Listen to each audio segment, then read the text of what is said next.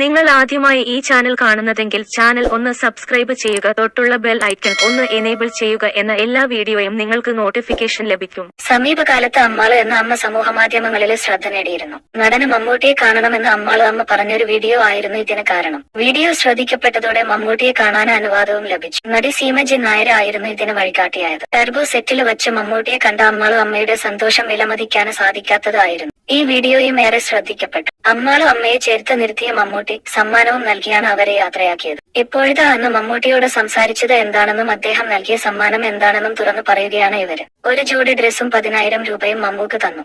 ആ രൂപ ദൈവങ്ങൾക്ക് തന്നെ കൊടുത്തു. അമ്പലങ്ങളിലും പള്ളിക്കും കൊടുത്തു. ഒരു രൂപ പോലും മിച്ചം വച്ചില്ല. വഴിപാട് നേർന്നത് മമ്മൂക്കയെ കാണാൻ വേണ്ടിയാ. കാണുകയും ചെയ്തു. കിട്ടിയ പൈസ അതുപോലെ കൊടുക്കുകയും ചെയ്തു. ദൈവങ്ങള് എന്റെ കണ്ണീരിന് വില കാണിച്ചു. അതാ അദ്ദേഹത്തെ കാണാൻ പറ്റിയത് എന്നാണ് അമ്മാള് അമ്മ പറഞ്ഞു. ഷാജി പാപ്പൻ എന്ന യൂട്യൂബ് ചാനലിനോട് ആയിരുന്നു ഇവരുടെ പ്രതികരണം.